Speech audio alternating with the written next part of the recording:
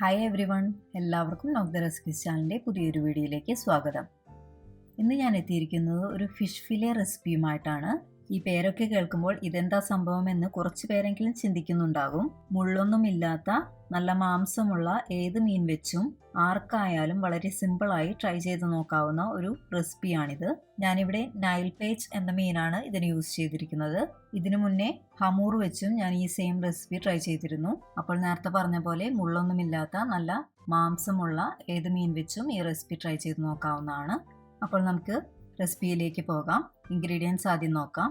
ആദ്യം ഞാനൊരു ബൗളിലേക്ക് 3/4 ടീസ്പൂൺ ഉപ്പും 1 ടീസ്പൂൺ ചതച്ച കുരുമുളകും 1 മുട്ടയുടെ വെള്ളയും 1 ലെമൺ പിഴിഞ്ഞ ജ്യൂസും 3 ടീസ്പൂൺ കോൺഫ്ലോറും 1 ടീസ്പൂൺ ഒലിവ് ഓയിലും ചേർത്ത് നല്ലപോലെ ബീറ്റ് ചെയ്തെടുക്കുന്നുണ്ട്. ഒരു സ്പൂൺ വെച്ചോ ഫോർക്ക് വെച്ചോ കോൺഫ്ലോറിന്റെ കട്ടയൊന്നുമില്ലാതെ നല്ല രീതിയിൽ തന്നെ ബീറ്റ് ചെയ്തെടുക്കണം. ഇനി ഇതിലേക്ക് നമ്മൾ വൃത്തിയായി കഴുകി വെച്ചിരിക്കുന്ന മീനിൽ നിന്ന് ഓരോരോ കഷ്ണങ്ങൾ ഇട്ട് കൊടുത്ത് മീനെല്ലാം മാരിനേറ്റ് ചെയ്തെടുക്കണം. ഇങ്ങനെ മാരിനേറ്റ് ചെയ്തെടുത്ത മീൻ കഷ്ണങ്ങൾ നമുക്കൊരു 20 മിനിറ്റ് വരെ മാറ്റി വെക്കാം. ഞാൻ മാരിനേറ്റ് ചെയ്ത മീൻ കഷ്ണങ്ങൾ റെസ്റ്റ് ചെയ്യാനായിട്ട് ഫ്രിഡ്ജിലൊന്നും വെക്കുന്നില്ല, പുറത്ത് തന്നെയാണ് വെക്കുന്നത്.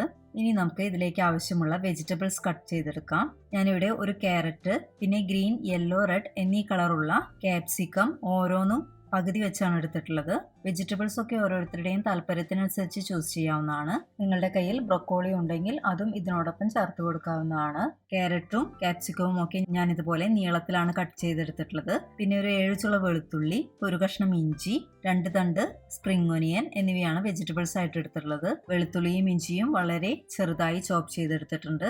അതുപോലെ സ്പ്രിംഗ് ഒനിയന്റെ വൈറ്റ് പോർഷനും ഗ്രീൻ പോർഷനും മാറ്റി വെച്ചിട്ടുണ്ട്. ഗ്രീൻ പോർഷനിലെ ഒരു ചെറിയ ഭാഗം വളരെ നൈസായി അരിഞ്ഞ് അവസാനം ഗാർണിഷ് ചെയ്യാനായും സെപ്പറേറ്റ് മാറ്റി വെച്ചിട്ടുണ്ട്. ഞാൻ ഇവിടെ എടുത്തിട്ടുള്ള വെജിറ്റബിൾസ് ഒക്കെ യൂസ് ചെയ്യുകയാണെങ്കിൽ നമ്മുടെ ഡിഷ് നല്ല കാണാൻ കളർഫുൾ ആയിരിക്കും ചെയ്യും, ഒപ്പം ഹെൽത്തിയുമാണ്.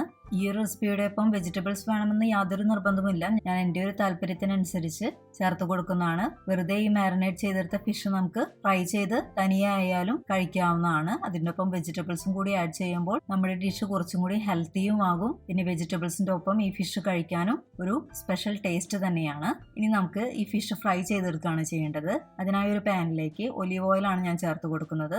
ആദ്യം ഒരു 1.5 ടീസ്പൂൺ ഒലിവ് ഓയിൽ ഒഴിച്ചു കൊടുത്ത് ഓയിൽ ചൂടായി വന്നാൽ നമുക്ക് ഈ മാരിനേറ്റ് ചെയ്ത് വെച്ച ഫിഷ് അതിലേക്ക് ഓരോ കഷ്ണങ്ങളായി ഇട്ട് കൊടുത്ത് ഫ്രൈ ചെയ്തെടുക്കണം. ഫ്രൈ ചെയ്തെടുക്കുക എന്ന് പറയുമ്പോൾ ഡീപ് ഫ്രൈയുടെ ആവശ്യമില്ല. ഇത് നല്ല ഫ്ലഷി ആയിട്ടുള്ള ഫിഷ് ആയ കാരണം നമുക്ക് വളരെ പെട്ടെന്ന് തന്നെ കുക്കായി കിട്ടും. മീൻ കഷ്ണങ്ങളുടെ പുറം ഭാഗം ഒരു ഗോൾഡൻ കളർ ആകുന്നവരെ മാത്രം ഒന്ന് ഫ്രൈ ചെയ്തെടുത്താൽ മതി. ഓയിൽ കുറവാണെന്ന് തോന്നുകയാണെങ്കിൽ നിങ്ങൾക്ക് ആവശ്യത്തിന് ഒലിവ് ഓയിൽ കൂടുതൽ ചേർത്ത് കൊടുക്കാവുന്നതാണ്. ഇങ്ങനെ ഫ്രൈ ചെയ്തെടുക്കുമ്പോൾ അധികം ഓയിലിന്റെ ആവശ്യമില്ല. ഞാൻ വെറും 3 ടീസ്പൂൺ ഒലിവ് ഓയിൽ ഒഴിച്ചു കൊടുത്താണ് എല്ലാ മീൻ കഷ്ണങ്ങളും ഫ്രൈ ചെയ്തെടുത്തത്. ഇതുപോലെ പാൻ മൂടി വെച്ച് മീൻ വേവിക്കുകയാണെങ്കിൽ മീനിന്റെ ഉൾഭാഗം എല്ലാം നല്ല പോലെ കുക്കായി കിട്ടും.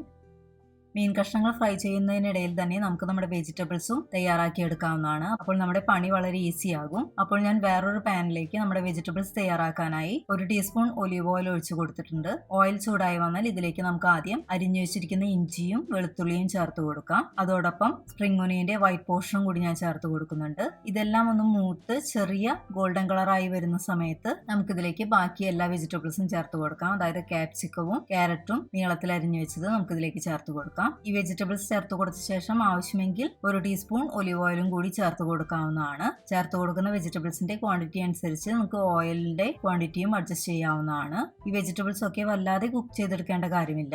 വെജിറ്റബിൾസ് ഒന്ന് റോ ടേസ്റ്റ് മാറേണ്ട കാര്യമേ ഉള്ളൂ. ഒരു ടേസ്റ്റിനായി നമുക്ക് കുറച്ച് ഉപ്പും ചതച്ച കുരുമുളകും ഈ വെജിറ്റബിൾസിലേക്ക് ചേർത്ത് കൊടുക്കാവുന്നതാണ്. ഇതുപോലെ ക്യാരറ്റൊക്കെ ഒന്ന് തളർന്നു തുടങ്ങുന്ന പാകത്തിൽ നമുക്ക് സ്റ്റവ് ഓഫ് ചെയ്ത് ഈ വെജിറ്റബിൾസ് സെർവിംഗ് പ്ലേറ്റിലേക്ക് മാറ്റാവുന്നതാണ്. ഈ സമയം കൊണ്ട് തന്നെ നമ്മുടെ എല്ലാ മീൻ കഷ്ണങ്ങളും ഞാനിതുപോലെ 2 പുറവും മറച്ചിട്ട് ഒരു 10-15 മിനിറ്റ് ഒക്കെ വേണ്ടി വന്നുള്ളൂ എനിക്ക് മീൻ കുക്ക് ചെയ്തെടുക്കാനായിട്ട്. ഇതിനിടയിൽ ഞാൻ വെജിറ്റബിൾസിലേക്ക് നീളത്തിൽ അരിഞ്ഞു വെച്ചിരിക്കുന്ന സ്പ്രിംഗ് ഒനിയനും കൂടി ചേർത്ത് കൊടുക്കുന്നുണ്ട്. അതിനുശേഷം എല്ലാ വെജിറ്റബിൾസും ഒന്നുകൂടി നല്ലപോലെ മിക്സ് ചെയ്ത ശേഷം നമുക്ക് ഈ സ്റ്റവ് ഓഫ് ചെയ്യാം. ഈ സമയം കൊണ്ട് ഞാൻ എല്ലാ മീൻ കഷ്ണങ്ങളും 2 ഭാഗവും ഇതുപോലെ ഗോൾഡൻ കളർ ആവുന്നവരെ മറിച്ചിട്ട് വേവിച്ചെടുത്തിട്ടുണ്ട്. ഇനി നമുക്ക് ഈ വെജിറ്റബിൾസും ഫിഷും ഒരു സെർവിംഗ് ഡിഷിലേക്ക് മാറ്റാവുന്നതാണ്. അവസാനമായി ഞാനൊരു ചെറിയ പുളി കിട്ടാനായിട്ട് ഒരു കാര്യം കൂടി ചെയ്തു കൊടുക്കുന്നുണ്ട്. അതായത് ലെമൺ ബട്ടർ സോസ് ഞാനിവിടെ തയ്യാറാക്കുന്നുണ്ട്. വെജിറ്റബിൾസ് ഫ്രൈ ചെയ്യാനെടുത്ത സെയിം പാനിലേക്ക് ഒരു 200 ഗ്രാം ബട്ടർ ഇട്ട് കൊടുത്ത് ബട്ടർ നന്നായി ഉരുകി തുടങ്ങുന്ന സമയത്ത് ഒരു ലെമൺ പിഴിഞ്ഞ ജ്യൂസും കൂടി ചേർത്ത് കൊടുത്ത് അതൊന്ന് മിക്സ് ചെയ്തെടുത്ത് ഈ ഒരു മിക്സ് നമ്മുടെ വെജിറ്റബിൾസിന്റെയും ഫിഷിന്റെയും മേലേക്ക് ഞാൻ ഒഴിച്ചു കൊടുക്കുന്നുണ്ട്.